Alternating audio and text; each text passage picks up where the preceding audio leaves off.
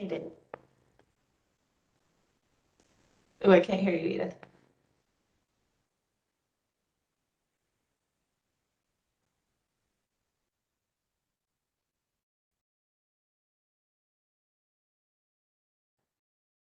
I'm assuming other people can't hear Edith as well.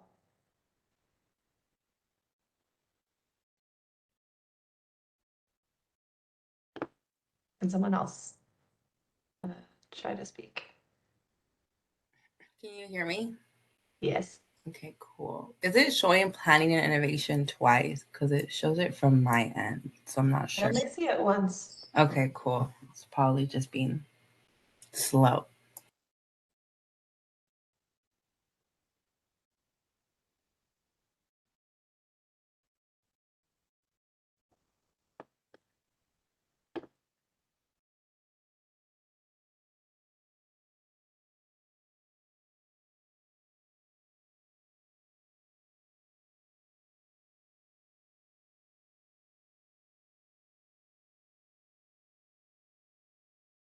Mitch, do you want to do a screen share test, an audio test, and video test? There you are. Hi. Yeah. Here, let's see. And can you guys hear me now? Yes, we can. Hi. Yeah. Edith. Okay, hi. I don't know why I restarted my laptop this morning, involuntarily, but I did. And it is not wanting to mesh with WebEx anymore with the sound. Well, this is working, whatever you did. Yeah, I just put on headphones. Okay. So I think it has to do with the, yeah, anyway.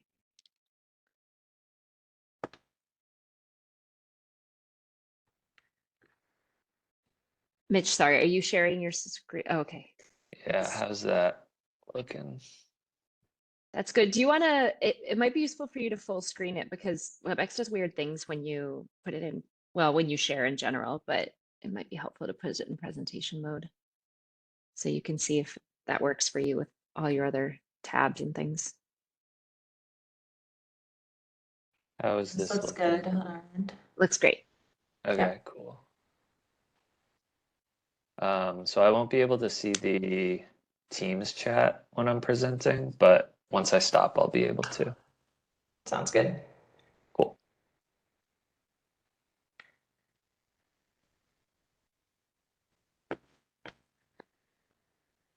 Ruby, do you want to share yours next? Or are you sharing your screen? Jeremy's going to, but I can pretend to be him Oh, for okay. now if you want to do the back and forth. He's probably Yeah. just. And I don't know if I believe Mary Mary, is did sharing. did we say that you're sharing? Yeah, I just wanted to make sure because I only have my laptop, so I definitely can't share screen. Yeah, looking at the run of show, it looked like you were only presenting for the first 10 minutes, Edith. Is there a back and forth though with our slides and Jeremy's? That's okay. Yeah, so in the end, I'll start. Then I'll hand over to, I'm just going to say SETI. I'm going to put you all under the SETI umbrella. Yeah, that's fine. Then it'll come back to me to tee up the empty wallet because when I was going through talking points, it started to sound like a lot for people to Mary, absorb. Yeah. if you have the slides, Mary, do you want to share them, and then Edith, you can just Yeah, I say can which give you one where. is. Yeah, that would be great. Thanks. Good suggestion, Ruby. Okay, so this will be at the top. Mhm. And so actually before this, so go back one. Yeah. So there, Edith, will pass over to Mhm. Jeremy. Okay. Yeah. And then we'll start. Yeah, and then Jeremy will do the air quality results. Mhm.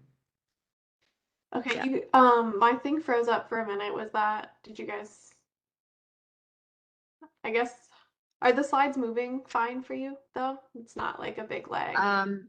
Yeah, do you want to just click through a few more so we can see? So air quality, we're seeing air quality now. Okay, I switched back Yeah, to and the, now we're, yeah, okay. And now I switch back to the WebEx, how to use it? Not seeing that yet. Now we are. now we are. Okay, so there is a little bit of a delay today. It sounds like. Yep, a little bit. Although they were moving pretty fast when you first shared, I don't know. Okay, I'll try closing more windows. Okay. See if that helps. And then Mary, just so you can see Yeah. this, so Jeremy will have presented air quality, air quality, air quality, and then he'll get here and it'll pass back to Edith for just those. Is it just 2 energy wallet framing slides? I think it's 3. Or Yeah, 3? 3. Yeah, Uh, 1 image and 2 texts. Great. And then it'll go back to Jeremy and then Jeremy, and Angela for a few. And then Angela, this is your last one. The input data, and then I have these 2, and then back to Jeremy for the rest. And Edith, you don't have any other slides after the energy wallet framing slides, correct? No, I guess I'll just ask. I know that we talked about it being potentially helpful, but I think Mitch can do this or you guys can do it. Just to mention, we're not showing results from jobs. We're showing the methodology. This is where we are. But I can also do that. I think it's helpful to tee up with it and then just do it at the end to just remind people. But I don't think you need to hand it back to me, and I don't have a slide. I'm just Yeah. making the point that I think it's helpful to Yeah. say I that think if reading you it. mention in your talking points, and then, is Jeremy on here yet? No, not yet. But Jeremy will pass it to you, Mitch, and then I think your slides already speak to this, but just when you start, Mitch, say that you're not presenting results, you're just discussing the methodology. Yeah. Yeah, that sounds good. Cool. So Mitch, for you to know, this, I mean, it's obvious, I guess, but the conclusions, there are 3 conclusion slides from Jeremy's deck, and then, oh, there you are, Jeremy. And then from here, it'll go to you, Mitch. Sounds good. Jeremy, we were just talking through just a little bit of the back and forth in the beginning with Edith. So Edith will do the intro and then pass it to you for these air quality results. But before you launch into the energy wallet section, it'll go back to Edith for a couple framing slides and then come back to you for these.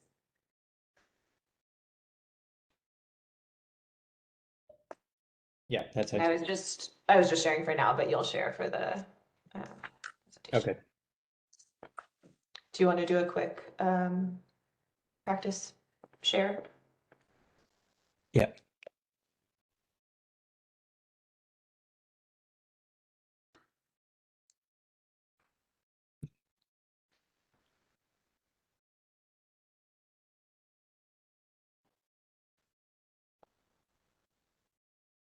It's like asking me whether I want to share all of my open PowerPoints. Don't crash the system, Jeremy. Yeah, seriously.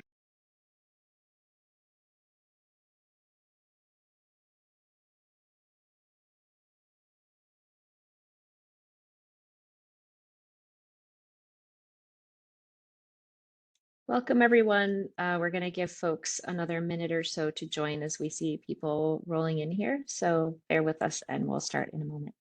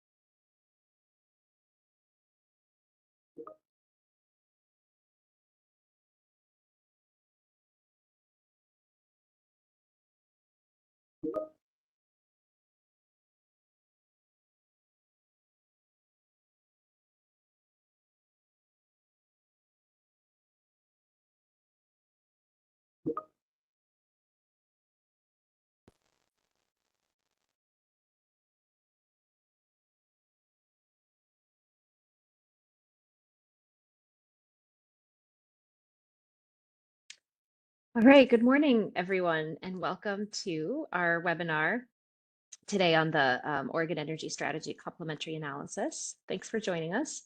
My name is Edith Bayer. I'm Energy Policy Team Lead here at the Oregon Department of Energy. And we have a number of people speaking today. So you won't just be hearing from me, which I'm sure you're very excited about. So I'm joined by a team of consultants here who have been working, who we've been working with and who will present results today. You'll hear from Jeremy Hargreaves from Evolved Energy Research, Ruby Moore Bloom from the Clean Energy Transition Institute, Angela Long from Rock Crest Consulting, and Mitch Schurch from BW Research. We're really looking forward to hearing all of the results that that our consultants have come up with for us here today. So I'm going to ask for us to go to the next slide. I'm just going to tee up the conversation briefly. I'll start with just a reminder of who we are at the Oregon Department of Energy. We help Oregonians make informed decisions and maintaining a resilient and affordable energy system. We advance solutions to shape an equitable clean energy transition, protect the environment and public health, and responsibly balance energy needs and impacts for current and future generations. The work that we're undertaking within the energy strategy supports a lot of the bullets that you see here below on what we do. There's a good deal of data, information, and analysis in the work that we're doing here. We also are engaging in a lot of different venues to talk about solutions and are really excited to continue the conversation today. If we go to the next slide, just a quick snapshot of the platform that we're using for those of you who are less familiar with WebEx. So you'll see here that you have a menu at the bottom of your screen. There's a chat function, and we'd really like to encourage you as we go through the presentations to put your questions in the chat as they come to you. In some cases, we might be able to answer clarifying questions in text, just typing in, responding to your questions. We also will have a window for Q&A at the end. And so in some cases, we might circle back to your question when we get to that Q&A time at the end. If we go to the next slide, please. So I just want to kick us off with a visual representation of how what we're talking about today fits in with the broader analytical work that we're undertaking for the energy strategy. So this box here on the left represents the modeling results. So these are the results of the economy-wide energy system modeling that we undertook and engaged on throughout last year and that we presented on January 31st of this year. For anybody who missed it, that presentation is recorded and the slides are available on our website. So those modeling results provide directional insights to inform policy discussions that we're undertaking in our working groups and in various other forums. However, as some of you may have heard us say, modeling results, they can't tell us everything. They give us insights into economy-wide least cost trajectory and implications of different choices that we might make. But the complementary analysis that we're talking about today builds on those modeling results and serves to dig deeper into a few areas. So you see these kind of 3 arrows and then 3 boxes on the right. So this is really the focus of what we're talking about today. So you'll hear about results of air quality modeling, which investigates the effects of the shifts in how we use energy on outdoor air pollution and public health. We'll be talking about the results of the energy wallet analysis, which again builds on the results from that economy-wide energy system modeling. And the energy wallet will ask about how technology change might affect, at household level, might affect a household's budget over time. And then we'll be giving a preview of an employment study that we're undertaking. We won't have results today because it takes a little longer to undertake that analysis, but we want to introduce our consultants and the approach that we're undertaking to understand the jobs implications of the what came out of the pathways analysis that we undertook in that energy system modeling. I also will just speak briefly here to the geospatial mapping box at the bottom. We've also developed a series of mapping tools to help us in our discussions. We're not going to be diving into detail on that today, but that is a tool that we've also developed that doesn't build on the modeling, but is meant as kind of a complementary set of data for us to look at. If you go to the next slide, please. So we're going to kick off with a discussion of the air quality modeling results. So the air quality modeling really serves to understand the effects that the changes in the energy mix that we might anticipate, building on the modeling that we undertook, the effects that that has on air quality related public health, which our energy system model is not built to quantify, but luckily there's a tool that the US Environmental Protection Agency has called COBRA, the Co-Benefits Risk Assessment Tool, which allows us to undertake that, that analysis. And so it's going to give us an idea of the, provides a way to measure the effects of harmful pollutants from energy-related activities, including transportation emissions, emissions from electricity generation, where there's some kind of combustion going on, and gives us an idea of how the level of pollutants changes over time. I think it's important also to mention that the analysis does not measure effects from wildfire smoke or changes in indoor air quality. And also you'll be seeing results in terms of different regions around Oregon. And I just wanted to highlight that we worked with our environmental justice and equity working groups and other working groups to inform the geographies, the way that we kind of split up the state into regions for the analysis.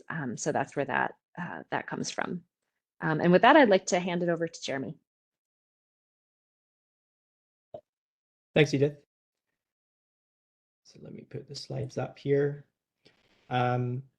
So as Edith was describing, we have these three buckets of complementary analysis, and I'm going to start off here by introducing the air quality analysis and the results that we saw from that. So for those of you that were listening to or at the presentation on the 31st of January, we showed the reduction in emissions over time to comply with the 80% goal.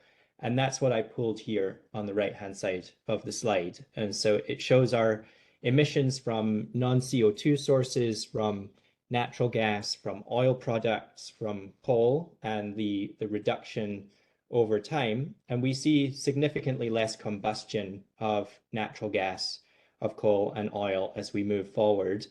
And the emissions of pollutants that can affect our air quality are also reduced because those are coming from combustion. So we get some benefits associated with this reduction over time.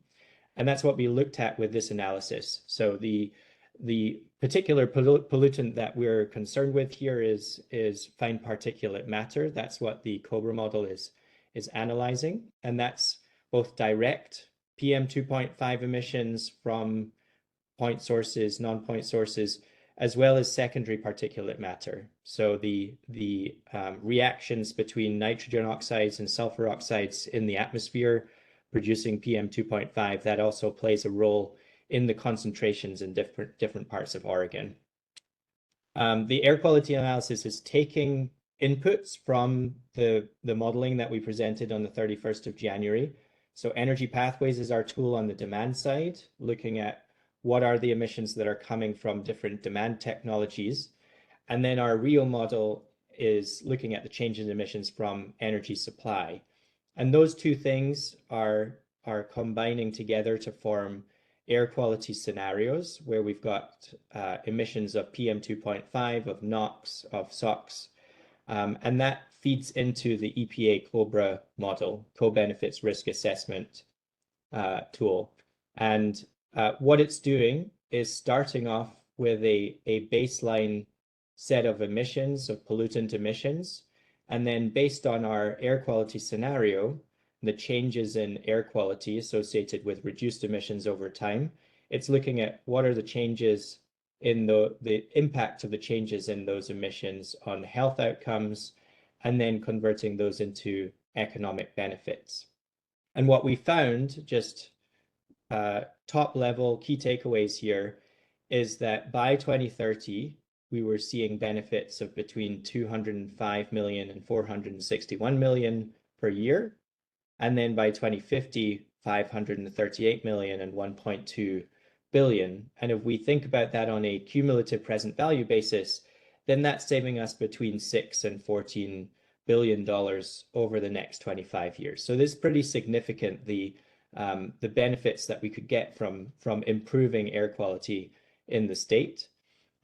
We found that the benefits follow population, which I think that's pretty straightforward. The more people that you have in a region, the more avoided mortality and other health outcomes.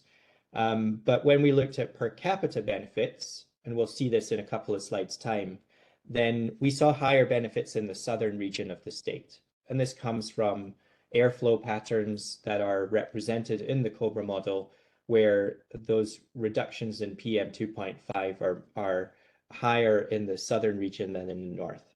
And then finally, when we present these monetized benefits, you know, the $6 to $14 billion, almost all of that is attributed to mortality, just because of the very high value of statistical life. So the more lives we can save, the more benefits we get here.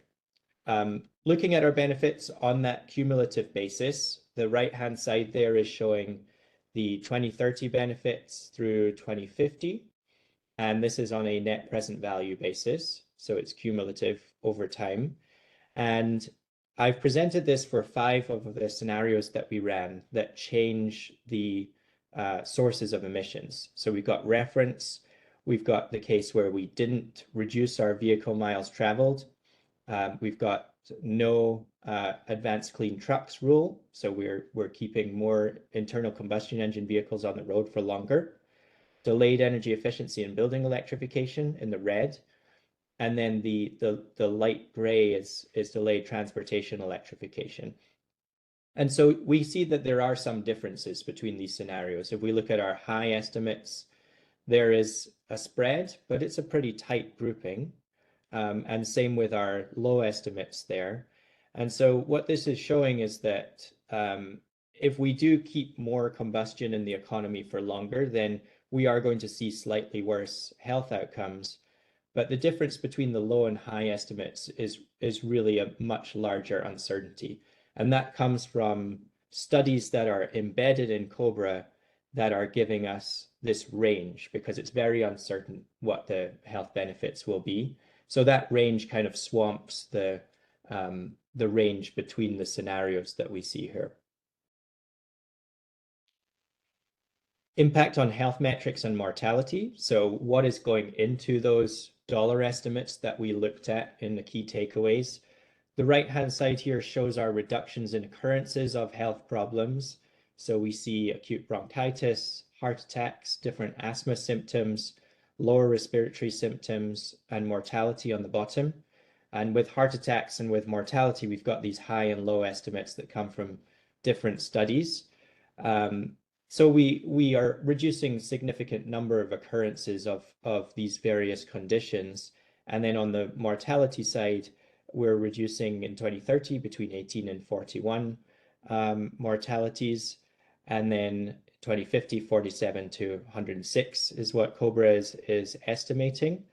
And that is, as I was saying, the largest economic benefit. The value of statistical life, $7.4 million in 2006 dollars.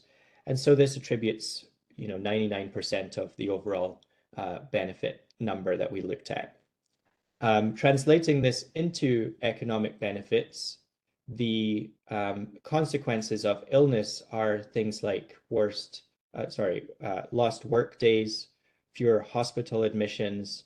So this table is showing us the reduced number of lost work days and hospital admissions, as well as the mortalities.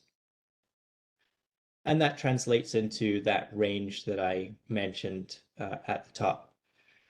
If we translate that into a per capita benefit, we see in 2030, that is $44 to $99 per capita, 2050, $98 to $220 per capita.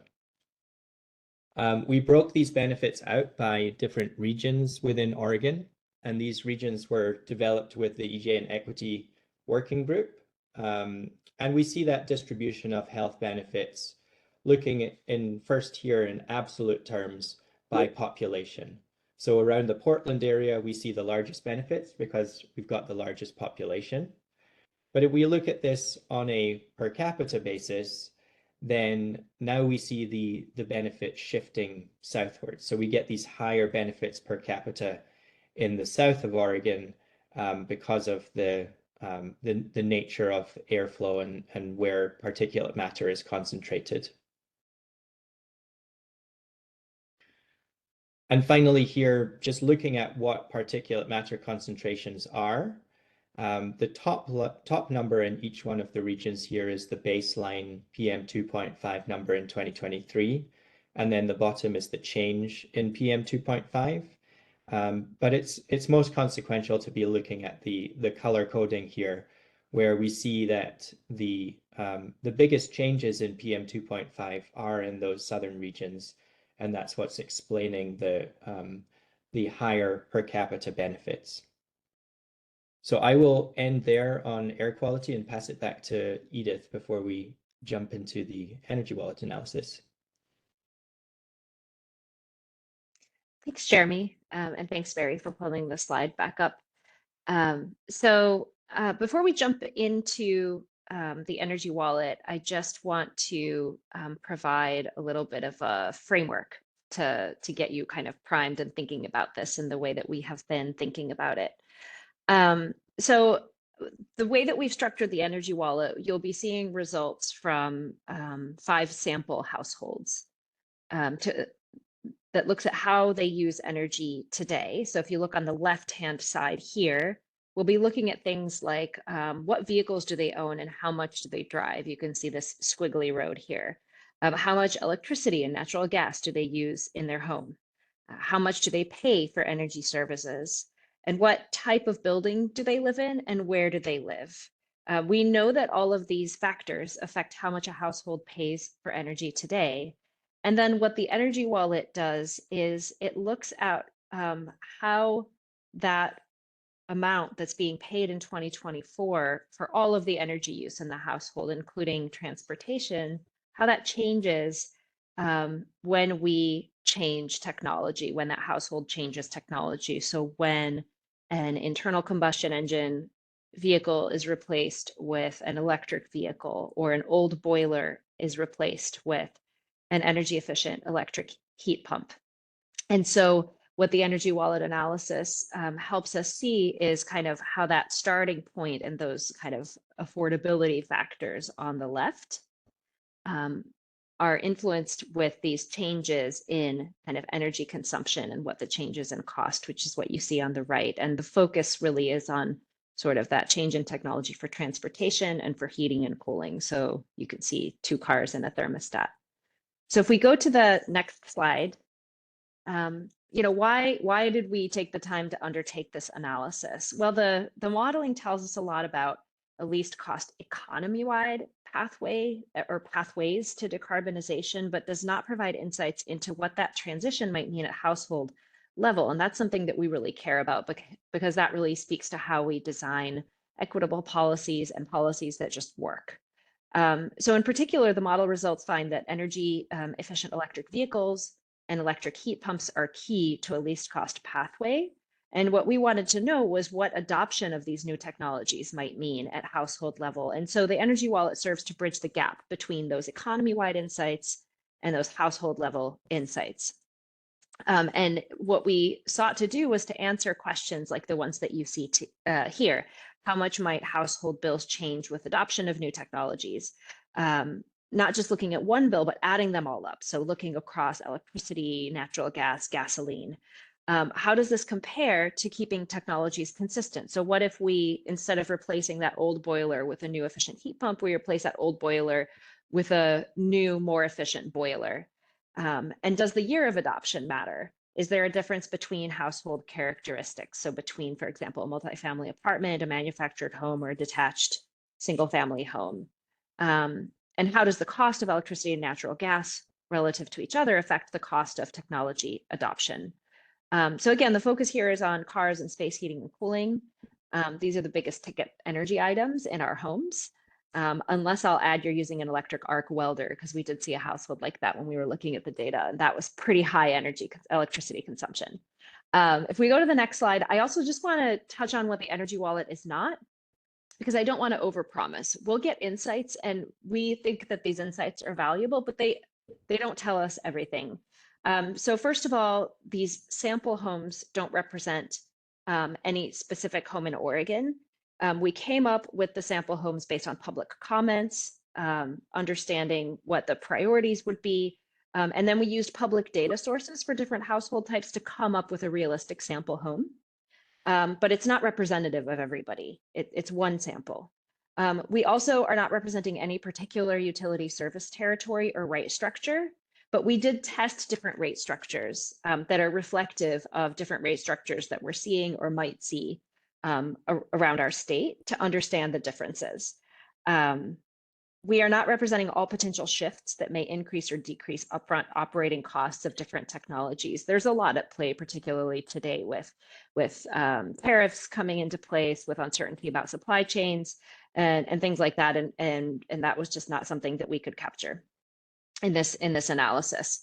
And then we also don't take into account differences in local distribution costs resulting from technology change. So the model accounted for distribution costs, the economy-wide model, but across the system, we're likely to see kind of different things.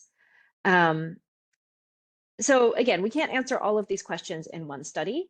There's obviously room for more, and that's a discussion in the policy working groups on whether there are places where we don't have insights that we'd like to dig into more.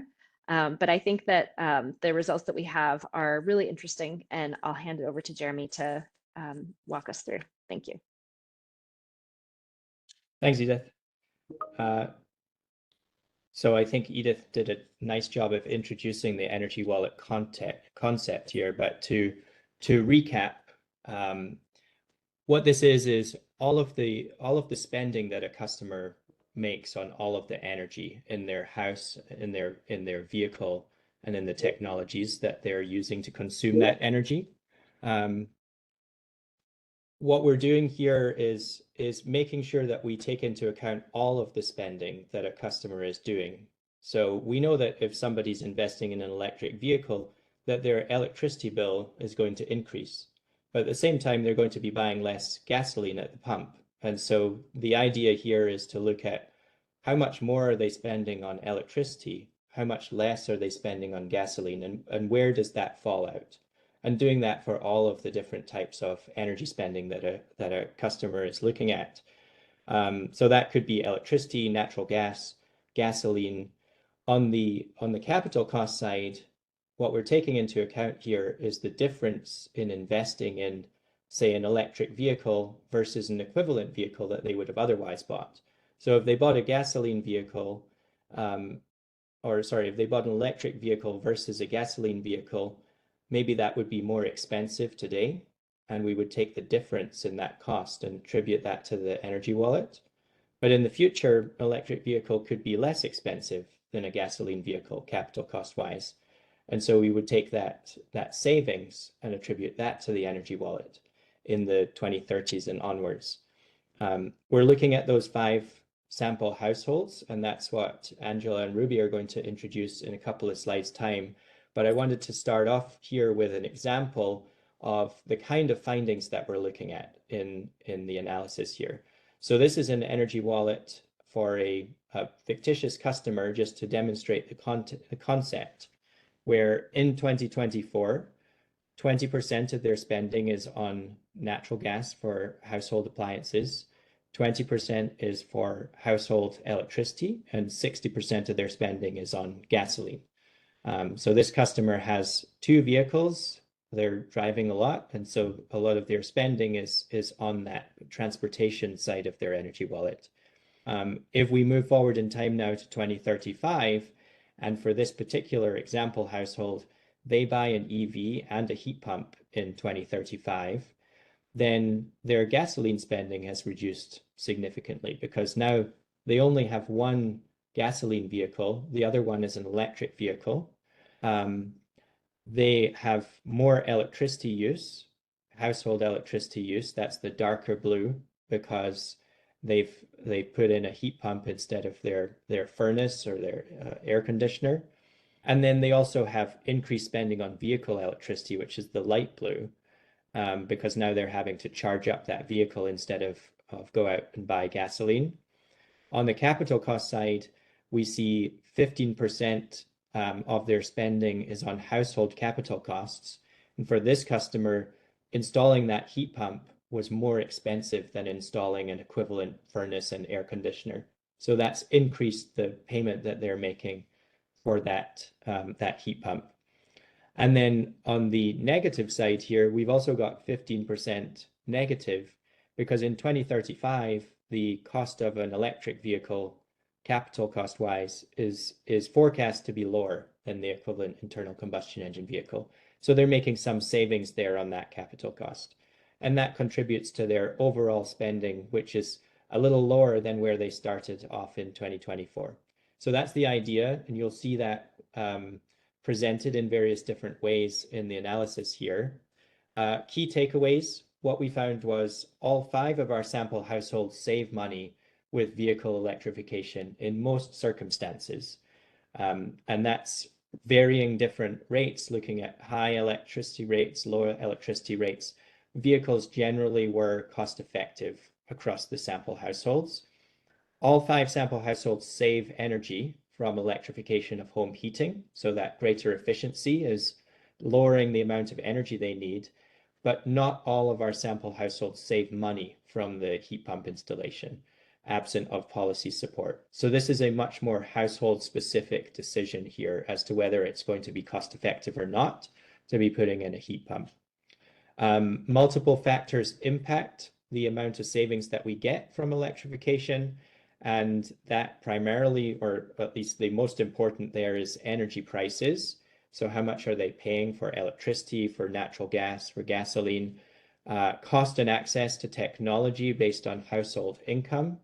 So can a customer pay the capital cost for a new technology? Technological development, so how efficient these technologies get, and then production and supply chain challenges. And that's more overarching on maybe some of these other things. It could impact energy prices, it could impact the cost of these different technologies, depending on how supply chains play out over time. Policies are important to enable access to cost savings, and examples here could be education, incentive programs, infrastructure development, such as charging networks, access to usable technology, and workforce development. And upfront cost here must be addressed to ensure equal access to savings from electrification. And we'll go into that in some more detail in the slides to come, but intentional, explicit policies that ensure environmental justice and equitable solutions are required to make sure that there's a level playing field there for customers to access these technologies. Overview of the approach that we took here. We took inputs for each of our sample households that Ruby and Angela are going to summarize in the next few slides here. We also took energy costs for electricity, natural gas, gasoline, and we converted the energy use for each of our sample households into 2024 bills. So we know where they were starting from, how much were they paying for energy of different types, and then we're looking at how that might change as we move forward in time. We're taking inputs from the energy modeling that we presented in January. So technology efficiencies, technology costs, cost drivers for electricity, gasoline, diesel, energy, and then in the energy wallet analysis, we're making sure that first of all, we're doing a calculation of service demand for each one of our households. So how much heat, how much light, how many vehicle miles traveled do each of these households have? Those change with climate over time. So we're using drivers for changing service demand from our energy modeling. And then we're calculating energy demands based on future technology adoption. So given those service demands, how much energy does a customer need if they have an electric vehicle or an ICE, or they have a furnace versus a heat pump? And we look at that calculation on how much energy they need. And then we calculate the costs of providing that energy to the customer. And that gives us our outputs that we're going to go through in the next few slides here. So with that, I'll pass it to Angela to describe our sample households. Hey everyone, can you hear me okay? Yeah. Okay, thanks, Jeremy. So when designing the customer groups, we really wanted to ensure that the customer groups were really centered on the feedback we heard during the working groups. The working groups that we attended over this, I would say, fall and summer, we really heard the need that to ensure a just transition through the energy wallet and that the energy wallet would help inform policy guidance. For example, the energy wallet could help identify household types or housing types that could be prioritized for state programs or could support Oregonians during the energy transition. And so, hearing this feedback through the working groups, we decided to take a design thinking approach to develop the customer groups that would ultimately go into the energy wallet. And so that looked like actively listening during the working groups, collecting feedback that we heard, then generating different types of customer groups that we could iterate on through the process with our partners, and then developing our customer groups, which Ruby will share in a minute. Next slide. So this word bubble is just one example of some of the themes we heard during one of the working group sessions. As we attended the working group sessions, we really were trying to get a wide range of perspectives and representation.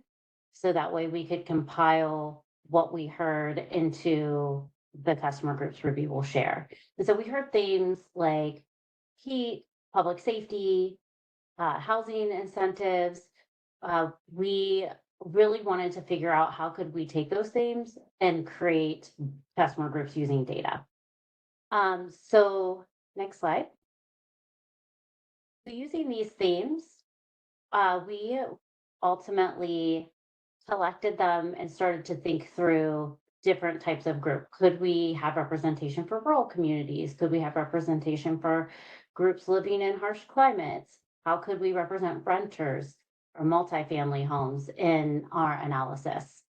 And so we started with this idea of taking what we heard within the working groups and then trying to figure out, is there data sets for that? So if we heard themes around indoor air quality and energy burden, were there different data sets that already existed that we could leverage to create some form of a customer group? Next slide. Jeremy mentioned this a little bit already in terms of the data needed for the energy wallet. So after we collected our themes and we really wanted to work backwards to see where we could find data to develop the inputs for the energy wallet. So we had 4 main data inputs that we wanted to develop to integrate energy or the customer groups into the energy wallet. That was energy consumption, any costs associated with that, vehicle miles traveled, and any costs associated with those. We started with the NEA, the Northwest Energy Efficiency Alliance's residential building stock assessment. That data set is a really wonderful resource that we have in the Northwest. It represents sampled buildings, over 2,000 sampled buildings across Idaho, Montana, and Oregon and Washington, and has about 100 building characteristics that we could leverage to develop a starting point for our customer groups. And so using that database, we focused on Oregon specific buildings within that data set to create the customer groups that Ruby will share. Next slide. So Ruby, back to you. Thank you, Angela. And yeah, here we are meeting the 5 sample households that we developed for the energy wallet. And you'll notice some familiar names up top if you are familiar with our Odo colleagues. So we have Jessica's household, we have Stephanie's, Rucci's, Allen's, and Hughes. The household characteristics are listed along the left, and you'll see some similarities and some variations between each household. As Angela mentioned, most of these household characteristics come from that NIA source, the RBSA, but we also paired that with some additional data sources. For example, for high priority area, that comes from Oregon's 10-year plan. Area median income was another source that we brought in. And these factors all impact a household's energy use. They're not the only factors, and there's behavior, there are other factors, but they do give us a sense of the different household profiles and how each one's energy consumption and then associated costs might vary. And so this is all just context to keep in mind when Jeremy presents results in a moment. A few things to note here. The first 3 households are single-family detached homes. Allen's household is a manufactured single-family home, and then Hughes is a multifamily renter. There's also a range of regions, so you'll see urban, rural cold climate. Stephanie's there in the snow. And then high priority area, again, that comes from counties defined in Oregon's 10-year plan as having a high priority area index of 3 or 4. And then the multifamily renter is also a lower income household with an income that is below the area median income, or AMI.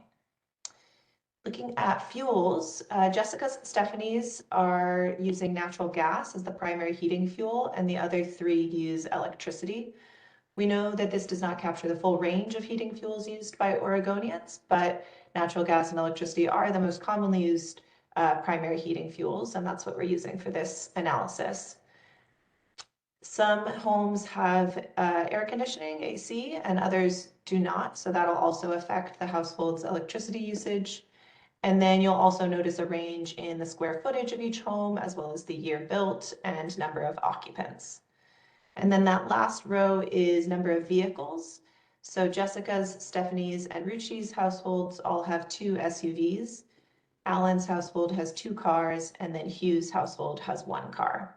So this is all kind of context to keep in mind, again, as Jeremy presents results, and you can see how this plays out. Next slide. This is a snapshot of the energy consumption for each of these sample households. And a lot of numbers on the screen, but just to focus on the numbers in bold, we have our electricity consumption, natural gas consumption, and then vehicle miles traveled. So if we look at electricity, for example, we can see that Allen's manufactured home uses the most electricity, followed by Ruchi's, and both of these households use electricity for their primary heating fuel as well. For Jessica's and Stephanie's, there is electricity use, but then you'll also see that natural gas use for space heating and water heating and other. You can see that Stephanie's natural gas use is the highest, or is higher compared to Jessica's. And we know that Stephanie's is in a cold climate, which could contribute to higher space heating needs. And then lastly, for VMT, the vehicle miles traveled at the bottom, we also see a variation here. For example, we have a multifamily home in an urban area with Hughes' household with the lowest VMT, while Stephanie's, which is a rural area, has the highest. So all of these values are annual values per household, and Jeremy will now discuss how these different energy profiles play out as he discusses the Energy Wallet results. Great, thanks, Ruby. So before we dive into that, I think it's useful to understand the parameters of the analysis we looked at here. And we bounded some of the uncertainties to try and investigate different conditions for each one of these households. So first of all, electricity rates. There's a lot of uncertainty about where those might be in the future. We looked at a range of rates that represented the range in 2024, so 10 cents to 20 cents. And then we also looked at this 40-cent rate. So it is much higher. It's double the highest from 2024, but it's a useful point to look at from a cost effectiveness standpoint for our technologies. Uncertainties here going into the future include T&D infrastructure costs. Those are going to change over time, and there's uncertainty about where they go. Electric vehicle economics are relatively insensitive to higher electricity costs, and we'll see that, but heat pump economics are more sensitive. And so keep that in mind going into the results slides here. On the gas rate side, we used the range from 2024 of $1 to $1.50 a therm. And conservatively here, we assume no higher gas rates. We know that if gas volumes are decreasing over time and fixed infrastructure costs remain the same, that we're going to see higher gas rates to recover that cost, as long as they're recovered through gas sales in the future. But it's hard to know where that's going to end up. So what we did here was bound ourselves with a lower bound, just presenting the 2024 results, knowing that these rates will increase in the future.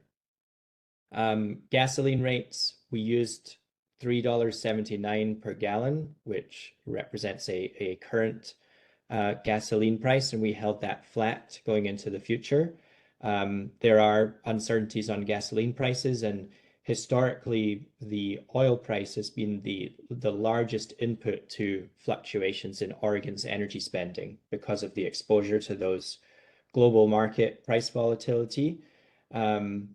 And also there are structural elements here too, where we've got refining capacity. If we see more electric vehicles on the road, less demand for gasoline in the 2030s, 2040s, then we won't need as much refining. But that's fixed capital infrastructure cost as well, just like on the gas network side, as well as delivery network costs. So all of the fueling stations and infrastructure to deliver that fuel. So those could have impacts on the gasoline rates. And then costs for appliances, we're not varying those in this analysis. We're taking costs from ACEEE, the American Council for Energy Efficient Economy, on the heating and cooling side, and then the International Council on Clean Transportation on the vehicle side. These will play a large role in customer economics, and we do get at that a little bit in the results that we're showing here.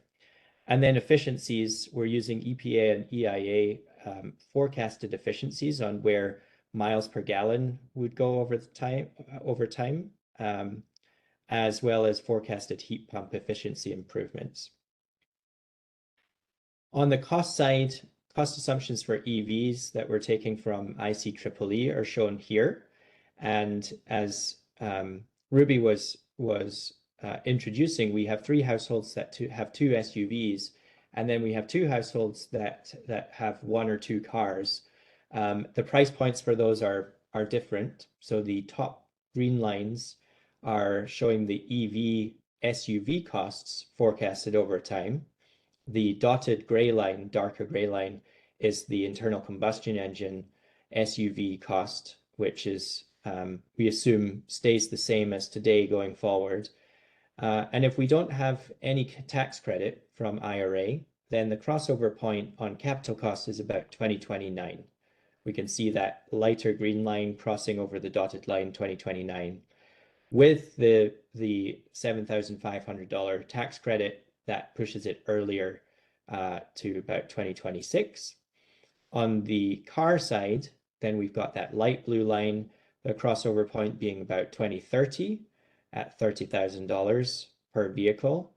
If we have the tax credit, then that's earlier in 2025. For heat pumps, we are using the ACEEE costs, and this shows on the right-hand side water heating options on the top. So what gas water heater versus heat pump water heater, air conditioning, and then on space heating side, electric space heating, gas space heating, and air source heat pump. And the 2 colors there, orange and blue, are for single family and multifamily. And we can see that on the space heating side for multifamily, there are significant cost differences, particularly for air source heat pumps. So for Hughes multifamily rental unit, the cost of putting in a heat pump is much higher than in single family home. But there are significant uncertainties around what these costs look like.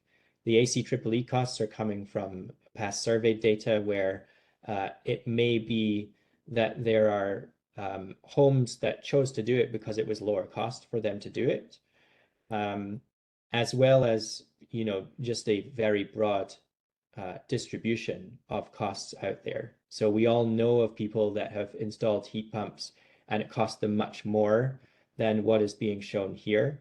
And so this is a very household specific number. Starting off with vehicle purchases here, and first setting the scene with some fundamentals of this analysis, we assume that gasoline price remains flat at $3.79. All of our technology replacements are assumed to happen at the end of the useful life of the previous vehicle. So as an example, a household replacing a vehicle in 2030 is assumed to have bought their previous one in 2016. So that's assuming a 14-year lifetime of the vehicle. And so that previous model, the 2016 model, it has the average efficiency from the year of purchase, from 2016. And this means that, you know, it's not exactly it's not a clear choice for a customer. Do I buy an EV in 2025, in 2026, in 2027, etc., because they have a vehicle right now. And so that vehicle needs to, you know, come to the end of its life or be sold as a second-hand vehicle before they can purchase an EV. And that makes this choice a little bit more limited. Where our households have 2 SUVs or 2 cars, then both of those vehicles are contributing half of the total vehicle miles traveled. Vehicle and household technology financing assumes a 7% loan rate over 7 years.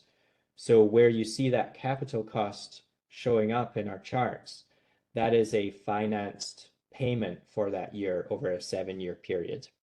And we're not, in the next few slides, looking at vehicles only here, we're not assuming that they make any heat pump purchase over that time. So first of all, transportation electrification is the biggest opportunity for energy wallet savings. We see all of our households saving money in most cases here. And what we're showing on the right-hand side is a comparison of our sample households for an electricity rate of 20 cents per kilowatt hour. So the high end of the range from 2024. Natural gas of $1.50 per therm, and then each of our household, Jessica's, Stephanie's, Ruchi's, Alan's, Hugh's, shown by the different colors in the key at the bottom there. And the top part of this chart, costs, this is showing how much they pay or forecasted to pay in absolute terms over the course of the next 25 years. So if they buy one EV in 2030, so replacing the first ICE and then another EV in 2035, replacing their second, then they get this set of forecasted costs. So cost reductions over time. The bottom part of this chart is showing percent of no EV purchase. So if they didn't purchase an EV over the course of this time period, what savings do they get relative to that decision? And we see that, again, in most cases, they're seeing big reductions in energy spending versus not buying an electric vehicle, with the exception of Hue, where Hue gets initial savings in the beginning, and then they spike up actually above 100% in 2040 before dropping back down again. And that's because in the case of Hue, we're assuming that as a renter, he's doing 80% of his charging outside of the home at public chargers. And we're assuming a public charging rate of 43 cents per kilowatt hour. And so a much higher energy charge is attributed to Hugh's households vehicle charging than these other households. We still do assume for the other households that 20% of their charging is happening publicly, but 80% is at this 20-cent rate at home.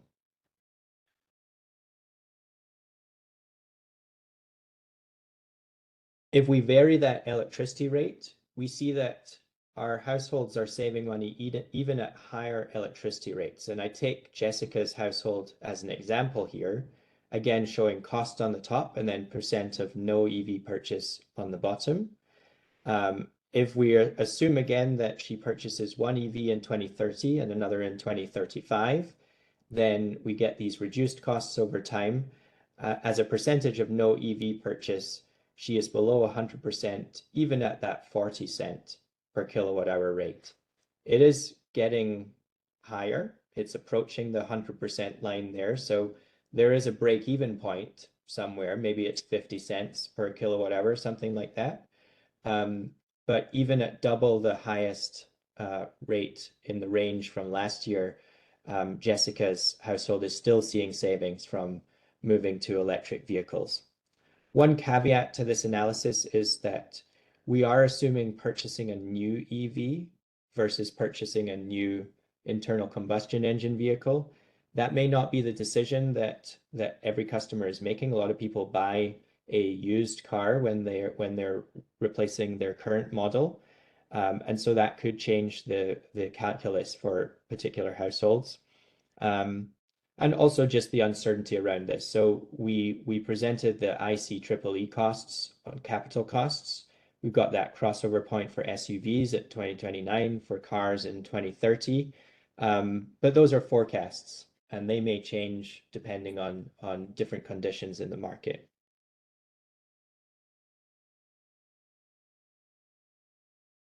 If we add in the IRA tax incentives, then that helps with the upfront capital cost. So taking Jessica's household again, with her purchase of an EV in 2030 and the second one in 2035, looking at the impact on costs of the tax credit, it is pretty significant. That $7,500 tax credit spread over the course of 7 years with her car payment, it's dropped her costs quite a bit here.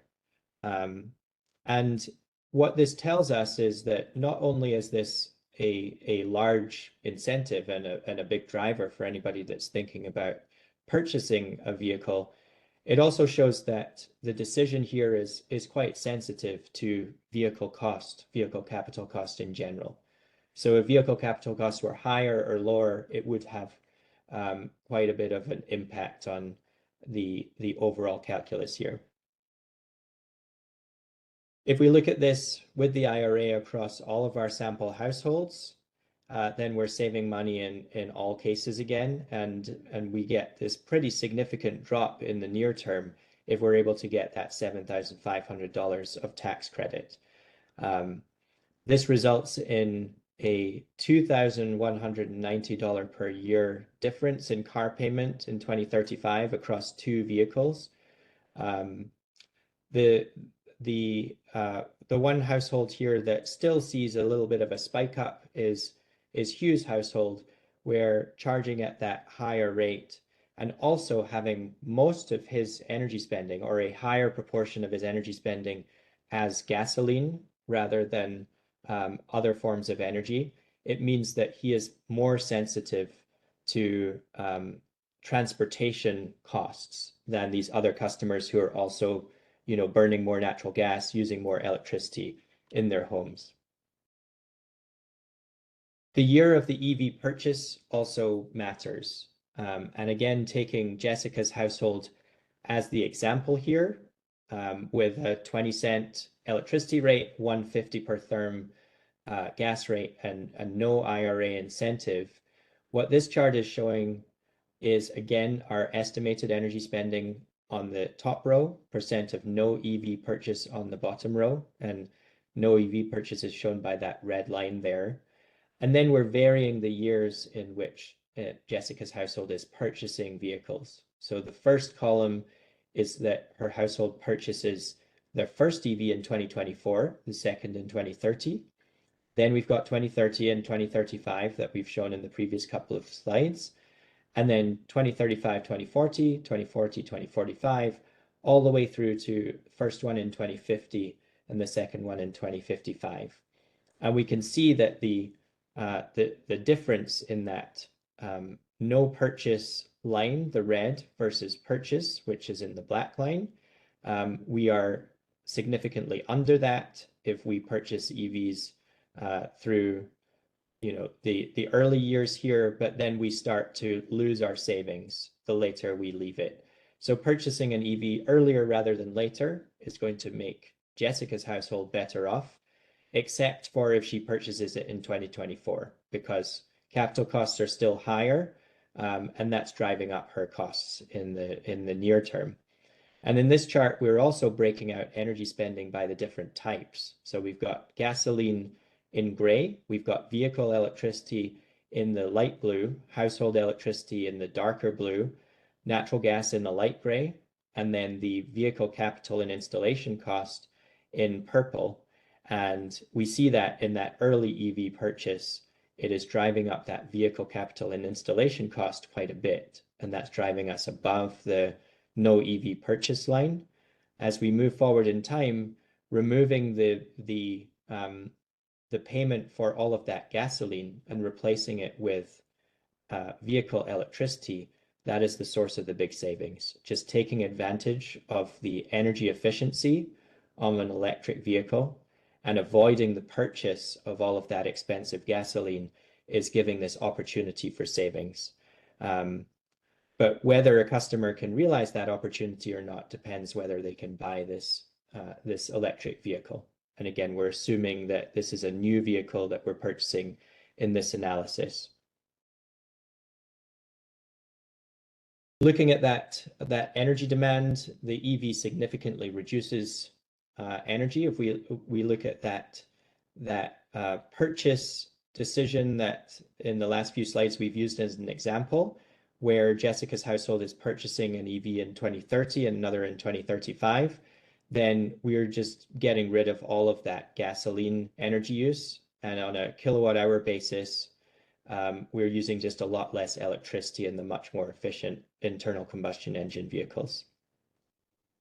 Moving on to heating and cooling here, and then again, setting the scene, we are replacing all of this equipment at the end of its useful life. So if a customer is replacing a furnace in 2030, we assume the previous one was purchased in 2012, assuming an 18-year lifetime. So their previous technology has the efficiency of that 2012 purchase. We can replace space heating, water heating, and air conditioning services with heat pumps. We're again using that 7% loan rate, 7-year term for financing these purchases, and we're assuming no EV purchase between now and 2050. We're assuming that natural gas rate is flat. Again, that lower bound, knowing that it's likely to go up in the future, but we tested the 3 different levels on that range from 2024. So this is conservative, and keep that in mind looking at these results. So first up, significant energy savings across all households, regardless of heating technology and fuel. Jessica's and Stephanie's households use gas as their heating primary energy. Ruchi's, Ellen's, Hugh's use electricity. The gas energy savings are higher, and we see the reduction based on the year of purchase. So for example, the orange line is purchasing in 2040, and we go from the last year that they use gas as their heating source to the first year that they use their heat pump for heating and cooling. And this is just showing the household energy use, so not showing the vehicles in this chart. There's a lot of uncertainty about costs, as we mentioned already in showing the ACEEE numbers, and the savings that we get from heat pumps are very rate and technology dependent. So looking at Jessica's and Stephanie's household, first of all, we see that in many of the rate combinations, and the different colored lines here are showing different rates. The first rate, so low being low electricity rate, low gas rate, going up to high, which would be the 20 cents, $1.5 per therm. And then the higher high and higher low and medium, that's using our 40 cent per kilowatt hour electricity rate. We see that in most cases, Jessica is saving money, but the higher the electricity rate gets, the less savings that she gets. And once we're to the higher high, higher medium, higher low rate, then she's no longer saving money by putting in a heat pump. Stephanie's situation is that, Stephanie's household situation is that she is not saving money in any of these cases other than this this moment in time in 2040 at the lowest electricity rates. But this comes from Stephanie's lack of air conditioning service. So if you're putting in a heat pump and you're Jessica's household where you also have air conditioning, then you're replacing the purchase of a furnace plus an air conditioner. In Stephanie's case, she's only replacing a furnace. And so the capital cost is just much higher relative to the equivalent technology investment. In Ruchie's, Allen's, and Hughes cases, where they're replacing electricity service resistance, they are saving money. Ruchie and Allen are saving money in most cases. In Hughes' case, because of that higher capital cost for a multifamily unit, Hugh is not saving money. And we can look at this in a little bit of more detail here, where for Ruchie, Allen, and Hughes households with the higher through low electricity rates, then we see that money savings where the higher the electricity rate is, the more savings that they get. So at that 40-cent rate, that's where the largest savings are. Even at the low rate, though, both Ruchie's and Allen's households are saving money by putting in the heat pump. Again, Hughes has the challenge of that higher installation cost. On the gas side, for Jessica's and Stephanie's homes, it's the reverse order here, where the higher the electricity rate, then the less savings that they're getting, because gas becomes a more cost-effective relative to the heat pump option technology. And in Jessica's case, with that air conditioning service and heating service, she is saving money in most cases, whereas Stephanie is not without air conditioning. Though if a household like Stephanie's without air conditioning puts in one of these units, then they're likely to use it and get the benefit of air conditioning service in the future. What if electricity or gas rates are higher in the future? So we looked at the ranges of rates that I introduced up front here, including that rate that was double what we saw in 2024.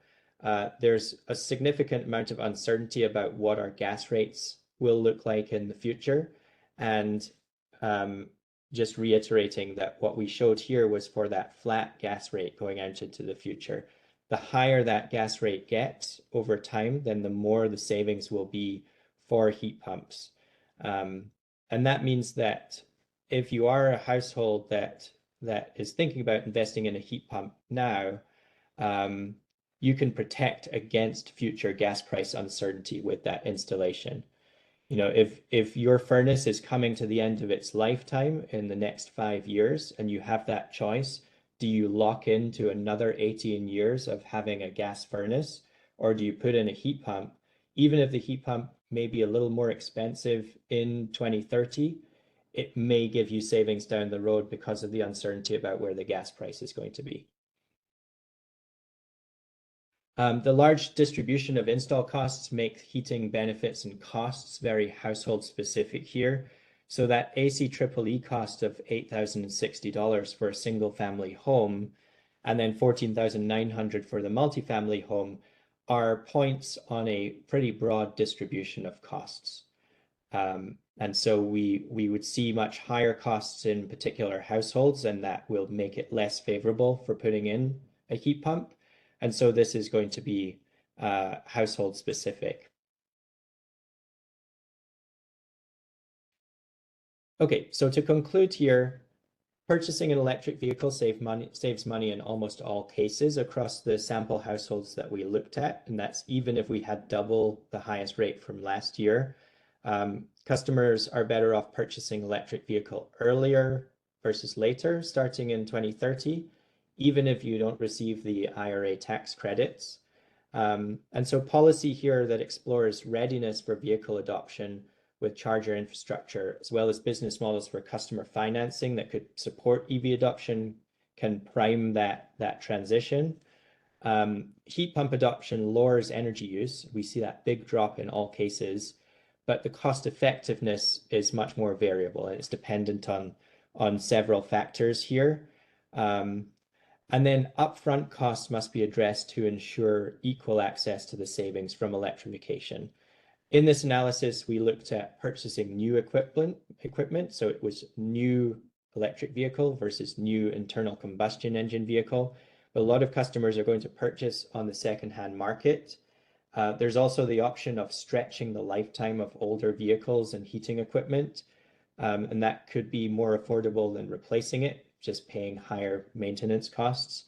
And so thinking about policy that is intentional and ensures environmental justice and equitable solutions is a path forward to leveling the playing field here. The biggest challenges on the vehicle side, EV purchase prices are assumed to decrease over time, whereas ICEs remain steady, but that could be affected by a number of factors. So technological development, trade policy, commodity markets, etc., are all going to be factors in where we end up with vehicle pricing in the future. Charging infrastructure is needed to make large-scale adoption viable, and we've seen slower build rates of vehicle charging infrastructure than expected to date. So, and there may be challenges with T&D infrastructure to support that. And then capital costs of new vehicles may not be the decision that many households are making. That second-hand market may be driving the economic choice.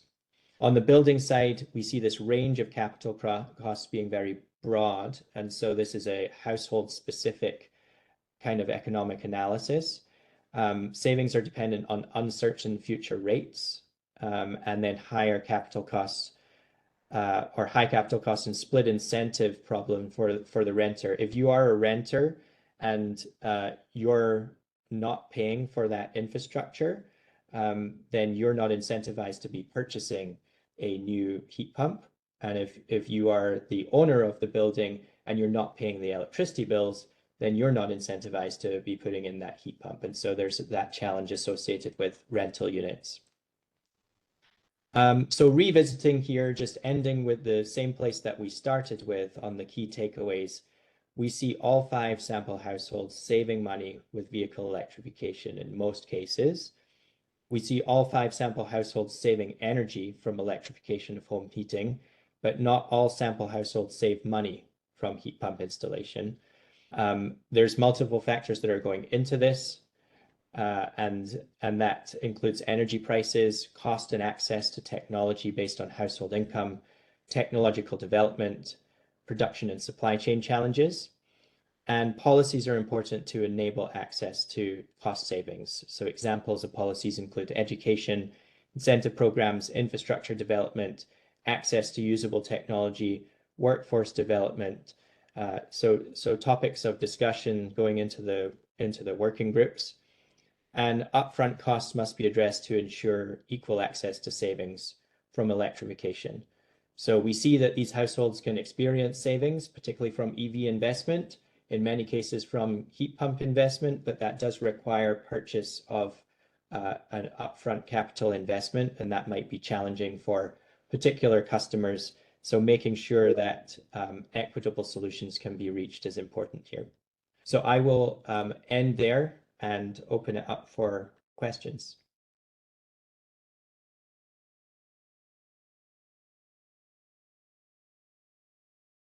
Thanks, Jeremy. I see that there are some questions here in the chat. I might suggest that we move on to the presentation of the jobs methodology for the jobs analysis, and then we can circle back to questions.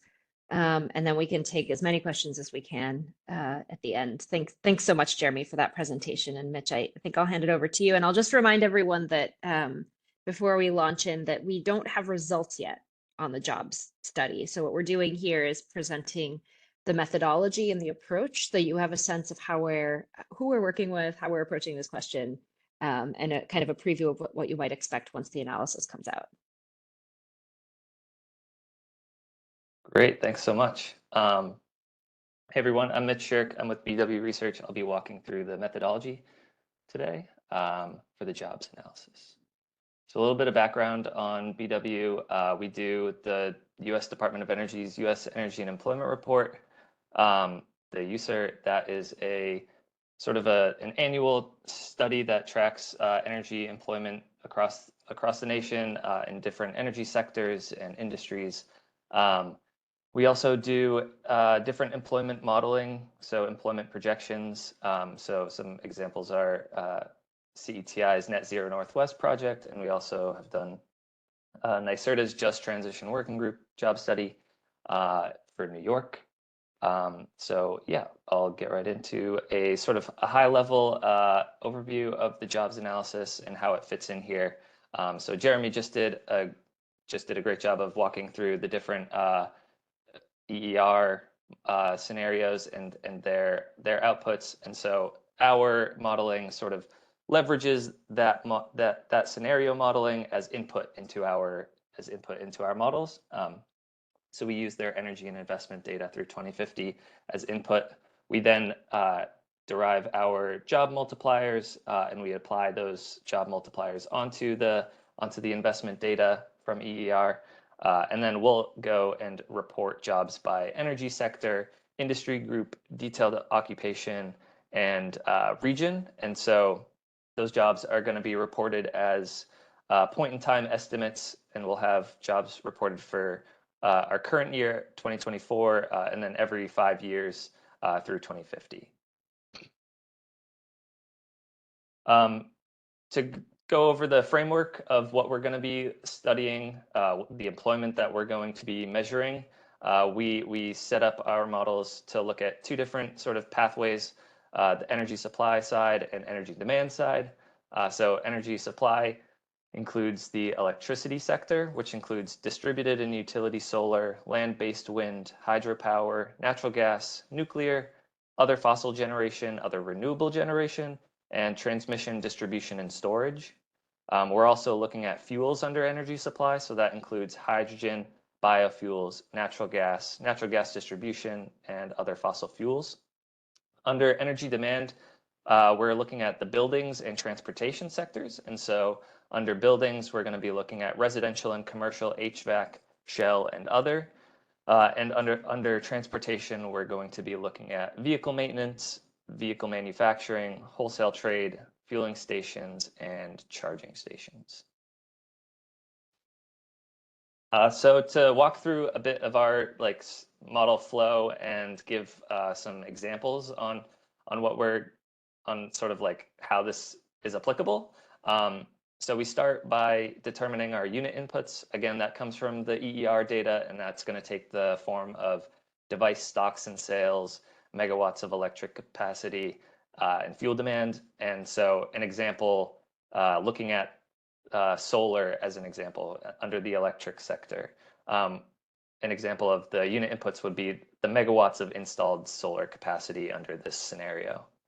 Then we'll go on to determine our total costs, again from Evolved where provided, and so that can take the form of capital and operations expenditures on that solar capacity. We'll then split those total costs out into different industry categories based on the activity. So an example of that would be splitting out the capital costs for solar capacity into the installation of the panels, the supply of the panels and the components, things like that. Then we'll take our jobs multipliers, and those are specific to the different industries, and so we'll sort of crosswalk the industries to the activities. So what that means is basically taking a construction industry job per dollar multiplier from our modeling software and applying that onto the costs that we previously segmented out for solar installation. We'll then report our jobs created by those different industries. So we're gonna be able to show jobs in solar construction, professional services like accounting, lawyers, wholesale trade, manufacturing, and so that'll be sort of our initial output for the jobs modeling. A little bit about the types of models that we use. So we use InPlan and JEDI. Those are two sort of industry standard economic modeling software. They're input-output models, and so input-output models create 3 levels of output based on a single sort of economic event or input. So those 3 are direct, indirect, and induced effects. Our direct effects are going to be sort of the initial impact on the economy from that first economic event. So coming back to our solar example, the dollars invested into the installation of the panels, that's going to create a direct effect of the construction workers installing the panels. There's also indirect effects, and so indirect effects study sort of the supply chain, the impact of that direct economic event, how that ripples through industry purchases and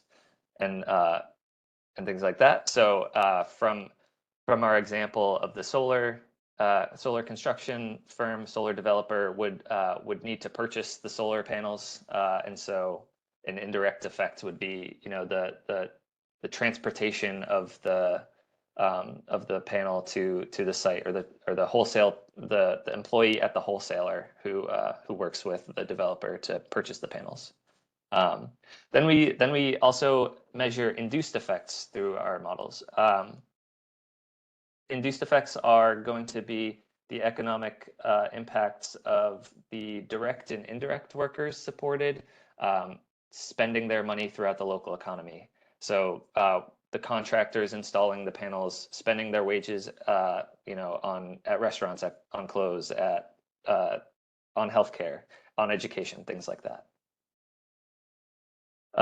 So just a quick overview on what our jobs numbers include and do not include. To sort of wrap up, our employment will look at direct, indirect, and induced employment changes from the 4 primary sectors we mentioned earlier: electricity, fuels, buildings, and transportation. Those 4 sectors represent approximately 80% of all greenhouse gas emissions, and so we're choosing to focus on those to capture the bulk of it. They're not going to include it's not going to include sort of an entire look at the economy. We don't use general equilibrium models or dynamic models. The INPLAN and JEDI models are static and linear input-output models, and so we're not going to be capturing all the different changes in the economy. For example, we're not going to be capturing economic impacts due to rate changes or price changes due to changes in supply and demand. And yeah, I'll pass it back to you, Edith. Thanks, Mitch. Really appreciate that presentation, and I really liked the solar example to kind of really illustrate what we might expect to see coming out of the modeling. So thank you. So we've gotten to the Q&A portion of our discussion. I see that there are a number of questions here. I'm going to start with, I'm just going to go through the questions that I see in the chat here. So I'm going to start with them sort of in the order that I see them. I see Dave Van Hoff. This is a question, well, maybe it's more of a comment. PGE offers charging at some utility pole stations for retail rate, I understand. They are looking to expand that program as well, I believe. So I think that's more of a comment, maybe Jeremy, relating to kind of other factors that might affect how much people are paying and where they're plugging in their EVs. I don't know if you have anything to add there. Yeah, I think that there's going to be a lot of development in this area, and that public charging rate as well that we assumed it was 43 cents. That's from a study of what it has cost in 2024. But that's likely to change. And I think that the big takeaway there on the vehicle side was that it didn't really matter that much as to like what the electricity rate was for whether customers save money or not. So you would have to push the electricity rate pretty high to be able to push it above 100% of no EV purchase. So it just shows that in most cases, it is a cost-effective investment to be making for most of our households, with the renter being the exception in some cases. Thank you, Jeremy. So another question, let's see, from Bob Kaplan. Have you done sensitivity analysis for financing heat pump installation costs? For example, 10-year loans at 5% rather than 7, years at 7%. So we didn't look at different sensitivities there. It could make a little bit of a difference. The effect though is somewhat minimized by the fact that we're comparing an investment in a heat pump or an electric vehicle versus the equivalent investment in a conventional piece of technology. And we would assume the same financing rate and term for that technology as well. And so it's the difference between those two that matters, and that somewhat mutes the sensitivity effect around that loan rate.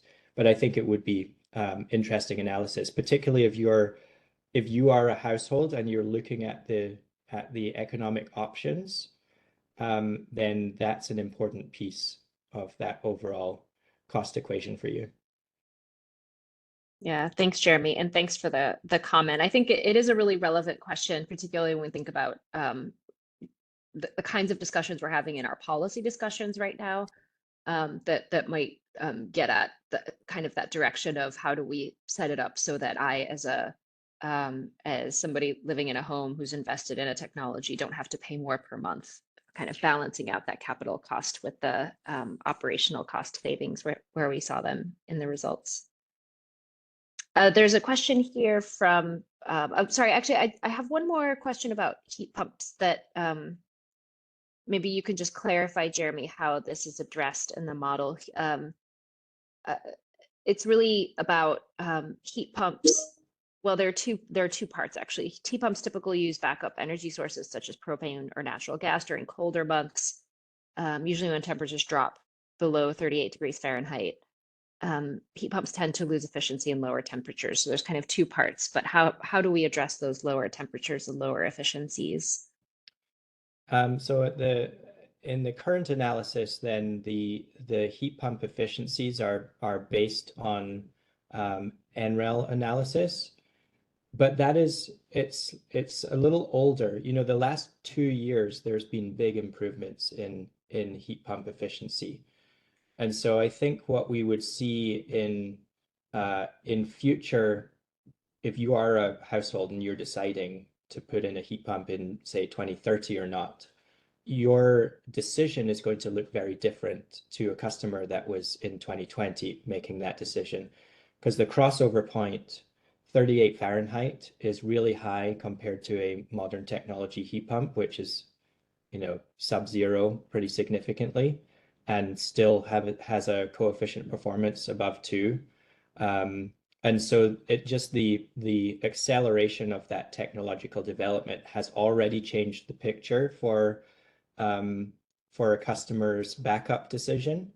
And for large portions of Oregon, they may decide that they're fine with a heat pump, or they're fine with a heat pump plus a wood stove, and wouldn't think about a hybrid option with another source of fuel. That may be different for those customers that are in the coldest climate zones in Oregon, where they might want the peace of mind of having some other type of backup system. And in our energy modeling analysis we presented in January, we have a portion of the customers that do have those hybrid systems. In this energy wallet analysis, we just kept it simple, and we looked at heat pump versus the equivalent fossil technology. Thank you, Jeremy. And I'll add on to that to say that we also didn't test all the technologies that are out there. So for example, we did not test a household that heats with propane, but we know that there are households that heat with propane, and that would be, you know, that's also something that's not reflected, but that we're aware of, and also an example of how we weren't able to cover all of the variations that we see in Oregon, and the solutions that we could put in place, but have some pretty useful kind of insights into what we did do and coming out of what we did do. Another question here, it's kind of a preamble to a question and a question from Brian Stewart. I appreciate that your future cost modeling is extremely conservative given your scenarios that include much higher electricity costs, but flat gasoline and natural gas costs. Wouldn't it be prudent to include one or more scenarios where fossil fuel prices increase due to all the factors you mentioned, lower throughput with fixed infrastructure costs, et cetera? Also with the climate protection program implementation, flat fossil fuel costs are unlikely since there's no cost-effective way to reduce emissions from fossil fuels without reducing throughput. Would it be possible to include increased fossil fuel costs in our cost scenarios? So we can definitely do other scenarios with higher fossil fuel prices. That's no challenge from an analytical standpoint. I think the challenge was what should we assume for those higher prices?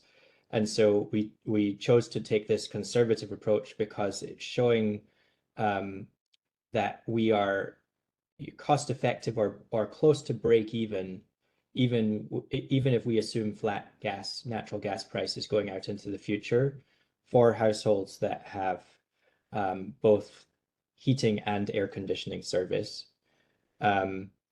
The broad set of uncertainties in this analysis make it hard to present generalized conclusions, though, because as you mentioned, we could have much higher gas rates in the future. That's going to have a big impact on the cost effectiveness.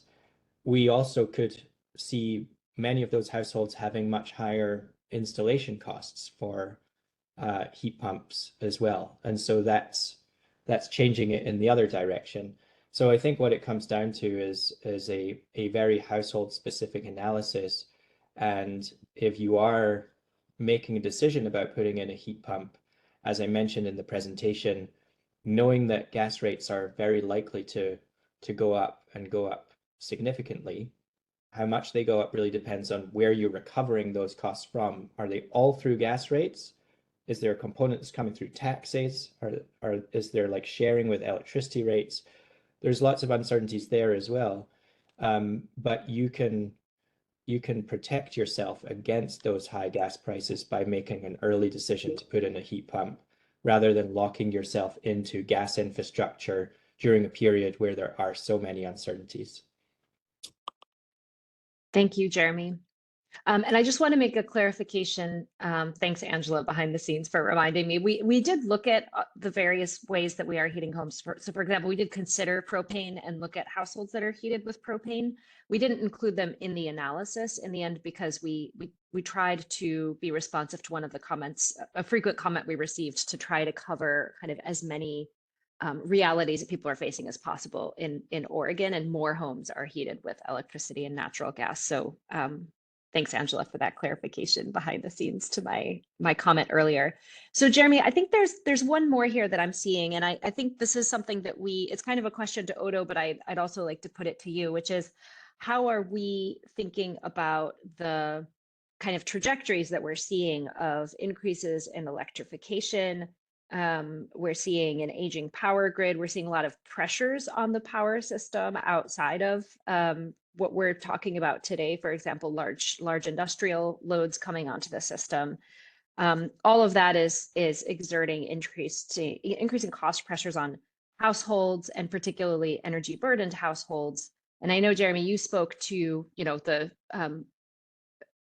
not everyone is able to buy a new vehicle, for example, or a new electric vehicle. And so, I mean, from Odo's side, I'll say that we part of the reason that we undertook this analysis was to understand better what the effects of technology change would be on different households, looking at some of the factors, but not all of the factors that could be in play that would affect how that changes the energy wallet. I think that one of the big things that we wanted to do was bundle together that energy burden from transportation with the energy burden from how much we're paying inside our homes, to have a more comprehensive view of kind of the starting point and how that changes over time. And I think it's pretty remarkable the amount of money that goes to transportation, depending, of course, how many vehicles you have and how far you're driving. So we made some assumptions there, and we wanted to show kind of both when you switch to an electric vehicle, what that means when you're shifting from paying for gasoline to paying for electricity. And as you saw, we tested that 40 cent a kilowatt hour price to get a sense of what if electricity prices were significantly higher. We also got some insights into who will be missing out through that analysis. You know, where do we need to focus policy to avoid kind of disproportionately impacting homes or leaving households behind.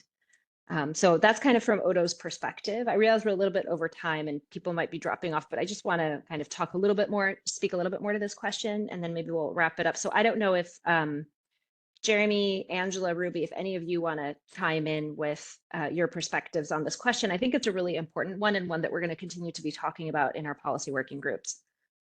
Yeah, so I think that you could think about this analysis as dipping our toe in the water almost on the different uncertainties that are facing energy rates going forward. And in broad terms, we could divide the two sets of factors into two bins, one being transition related costs, so things that are motivated by electrification and the move to cleaner energy in the future, and then those that are not transition related, and that would be things like industrial load growth from data centers, the cost of materials, so the cost of transformers and conductors that has been going up recently, hardening against wildfire risk going forward in time.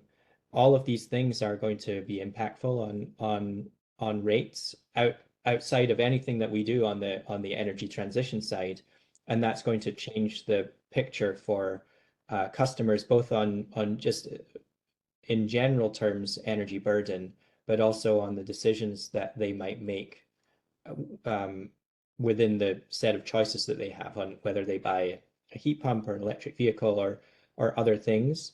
And so exploring further, revenue requirements for the providers of these different types of energy, as well as like how do we recover gas infrastructure costs and those kind of things going into the future. It is a sort of another area of analysis that from this point would be quite a broad exploration. But at this point, I think we just need to recognize that there's a lot of uncertainties and that we can draw some general conclusions, but there's a lot of things that we just don't know about where energy prices will end up. Thanks, Jeremy.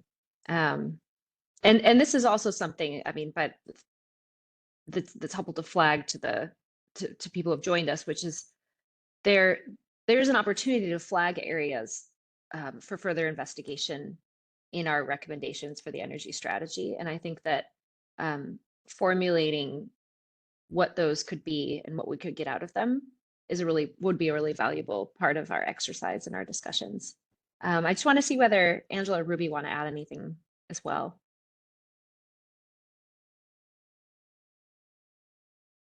Just say that when we started putting together the customer groups for the energy wallet, it was really the first time we were doing this. And so I'm really happy to hear the questions that people are asking, and this type of engagement is what we're hoping to inform future analysis and also the policy discussion. So that's what I take away from this meeting.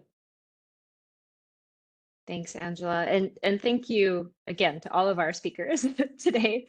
And really looking forward to, Angela, that's kind of the perfect segue to a few points that I wanted to make to close us out. One is that, these key takeaways that we were showing today and the way that we were kind of showing how we structured the analysis and the results are not meant to be the answer. They're meant to provide a platform for further discussion and to give us a way to dig into the issues. So even when we haven't gotten to an issue that you think is important, I think it provides a space where you can flag it and say, but this doesn't show this thing, and this thing is important too. And so really encourage people to think about how we can carry forward that conversation and deepen the conversation. At the same time, I think that there are some pretty remarkable insights that we have here. I think that the benefits of electric vehicles and the role of that shift in technology on energy usage and on household costs is really interesting and pretty strong. I think also there's kind of policy insight there into the burden of having to rely on public charging infrastructure, which has a higher rate in general.